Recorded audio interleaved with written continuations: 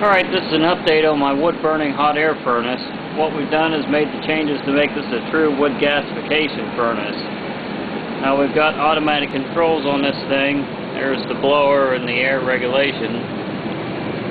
And the automatic controls are right there. They read the stack temperature. And this thing is controlled by a thermostat I got on the wall. Take a look at the bottom chamber here where the wood gas is burning. It's pretty hot right now. This is the first test fire up.